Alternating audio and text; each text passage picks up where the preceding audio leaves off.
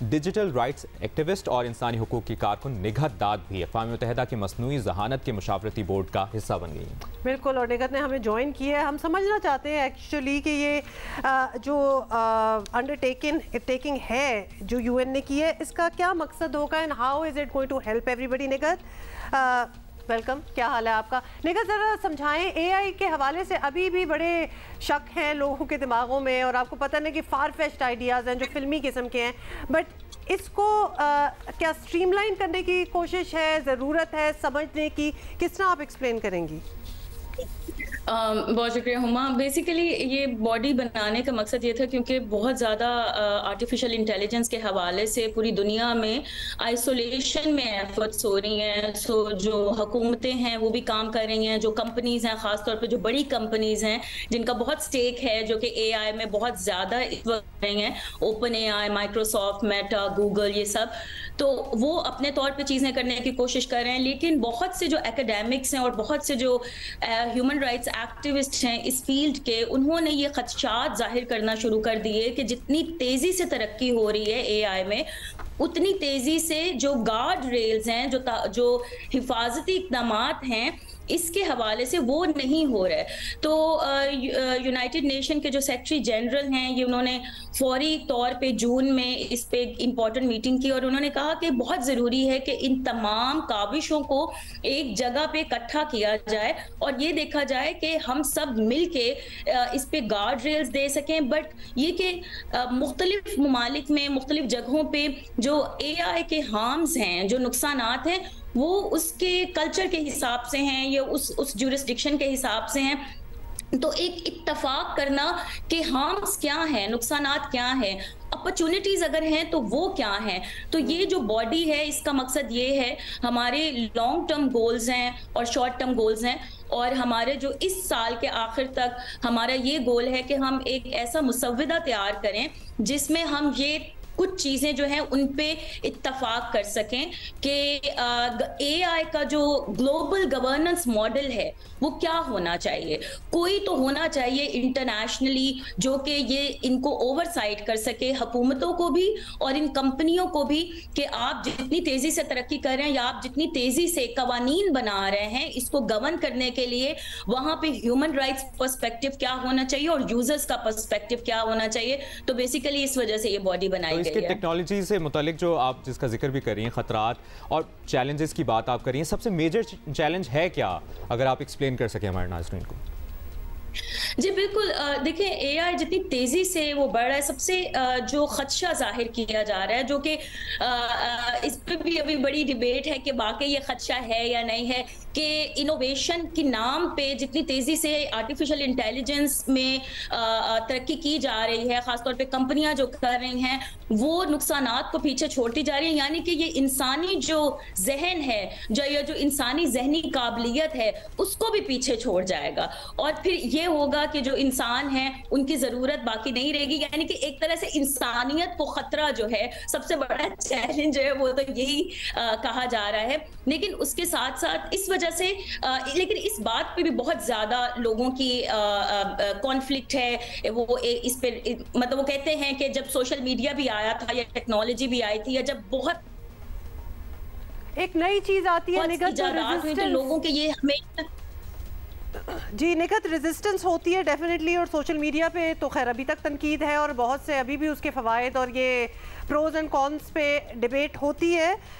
لیکن آپ نے ایک انٹرسٹنگ بات کی ہے کہ اس کے اگر نیگیٹیوز بھی دیکھے جائیں یا positives for that matter, region wise, culture wise وہ لوگوں کو ڈفرینٹ طریقے سے افیکٹ کریں گے. کچھ بیس لائن ایک جیسی ہونی چاہیے جو کہ کلیکٹیولی یونیورسلی ہم ایک ساتھ آگے بڑھیں, اور پھر وہ ذرا اسپیسیفک ٹو ڈفرینٹ کلچرز ہو جاتی ہے.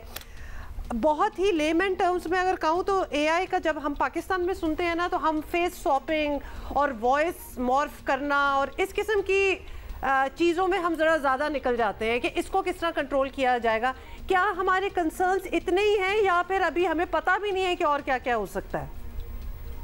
میں آپ کو بتاؤں ہما کہ میں اس باڈی میں آنے کی ایک بہت بڑی وجہ یہ، اس باڈی میں بہت سے لوگ ہیں جو کہ ٹیکنیکل نالج کے ساتھ آ رہے ہیں، جو کہ حکومتوں کے لوگ ہیں، جو کہ ایکیڈیمکس ہیں، جو کہ میرے جیسے ہیں جن کا ہیومن رائٹس فریم ورک پہ کافی زیادہ عبور ہے. تو اس باڈی میں ہونے کا مقصد یہی ہے کہ ہم اپنے جو ریجنل پرسپیکٹو ہے، دیکھیے یہ بہت بڑی ڈیبیٹ ہے، یہ بھی نیگوشیشنز بھی ہونی ہے ممبر اسٹیٹس کے درمیان کہ ہم ایک فریم ورک پہ راضی ہو سکیں. تو پاکستان کے حوالے سے مجھے لگتا ہے ہم اس بحث میں بہت پیچھے ہیں، اور یہ اچھی بات ہے کہ ہم میں سے کوئی کم از کم اس باڈی میں بیٹھا ہے جو کہ اپنے ریجن کی، اپنے ملک کی، اپنے جورسڈکشن کی جو باتیں ہیں وہ وہاں پہ ٹیبل پہ لا سکے اور بتا سکے کہ یہ صرف ویسٹ کا یا مغربی ممالک کا یا ان کمپنیز کا مسئلہ نہیں ہے، یہ ہمارا مسئلہ بھی ہے، اور ہم نے اس بحث میں اپنے آپ کو ساتھ آگے لے کے جانا ہے. پاکستان میں اس پہ بہت زیادہ کام کرنے کی ضرورت ہے ہما. ہمیں بالکل نہ تو ہم گورننس کی طرف ہمارا کوئی رجحان ہے، نہ ہم اس پہ کوئی بات کر رہے ہیں، سیاست سے آگے کوئی بات نہیں ہوتی. اور یہ بہت ضروری ہے کہ دنیا اتنی آگے نکل رہی ہے اور ہم ابھی بھی، ہم میں سے کوئی ایک آدھ بیٹھ جاتا ہوگا اس باڈی میں، لیکن ہم ایز اے ملک کہاں پہ ہیں. I think that's very important. We have to do so much more in order کہ ہم ان ممالک کے ساتھ کھڑے ہو سکیں. اور جو یہ مشاورتی ادارہ بنانے کا اعلان بھی کیا گیا تھا، اب یہ ایکسپیکٹ کیا جائے کہ جب سے اب آپ لوگ یہ کام کر رہے ہیں تو کچھ نہ کچھ پرٹیکولرلی پاکستان کی اگر بات کی جائے تو کچھ پازیٹیو کام ہوگا اس سے ریلیٹڈ؟ میری امید تو ہے کہ حکومت پاکستان جو ہے اس کو نوٹس کرے اور وہ دیکھے کہ وہ کیسے اپنے ملک میں جو لوگ اس طرح موجود ہیں اور جو کہ انٹرنیشنل باڈیز کا حصہ ہیں، ان سے کس طریقے ان کے علم سے، ایکسپرٹیز سے کچھ وہ فیض یاب ہو سکے، اور ہم کیسے اپنی پالیسیز لے کر آئیں کہ ہم نہ صرف انوویشن جو ہے اس کو سپورٹ کر سکے بلکہ ہم ہارمز کو بھی دیکھ سکیں اور جو گارڈ ریلز ہیں ان کی طرف بھی دیکھ سکیں. یہ صرف حکومت پاکستان نہیں بلکہ جو پرائیویٹ ادارے ہیں جو اس میں کام کر رہے ہیں یہ ان کے لیے بھی ہے، لیکن حکومت پاکستان کو ڈیفینیٹلی اب ایک قدم آگے بڑھانا ہوگا اور یہ ثابت کرنا ہوگا کہ ہم بھی اس ڈیبیٹ میں پیچھے نہیں ہیں. اچھا، حکومت پاکستان کو تو کرنا ہوگا، لیکن آپ کو پتہ ہے کہ حکومت پاکستان اور بڑی پرائیورٹیز ہوتی ہیں اور چیزوں میں بڑے پھنسے ہوتے ہیں. لیکن آپ کی باتیں سن کے تو میں عام لوگ جو اس وقت ہمیں دیکھ رہے ہیں میں ان کو بھی انکریج کروں گی کہ read up on it and try to understand it. کچھ چیزوں سے ہم بالکل ہی لا تعلق اپنے آپ کو کر لیتے ہیں اور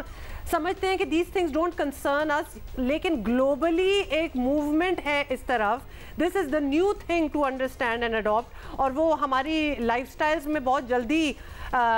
متاثر بھی کرے گی. تو بہتر ہے کہ ہماری انڈرسٹینڈنگ ہونی چاہیے. تو نگہت میں صحیح کہہ رہی ہوں کہ آن our own also one should read up and understand this?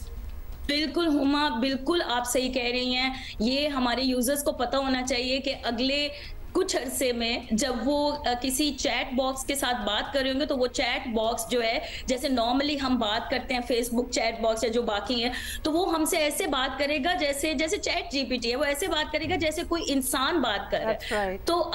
تو ہمیں یہ معلوم ہونا چاہیے کہ ہم ایک ٹیکنالوجی سے بات کر رہے ہیں اور وہ وہی فیلنگز، وہ وہی ایموشنز، لیکن ایٹ دا سیم ٹائم اسی وجہ سے یہ باڈی کا مقصد یہی ہے کہ ہم ہیومن لوپ جو ہے وہ آرٹیفیشل انٹیلیجنس میں رکھیں اور اس ٹیکنالوجی کو اتنی طاقت نہ دیں کہ وہ انسانوں کے جو انٹیلیجنس ہے اس پہ قابض ہو جائے. تو یہ اپنی نالج جو ہے وہ بڑھانا بہت ضروری ہے. میں تمام یوزر سے کہوں گی پلیز پڑھیں اے آئی پہ کیا بات ہو رہی ہے، کیا ڈیولپمنٹ ہو رہی ہے، اس کے ہارمز کیا ہیں، اور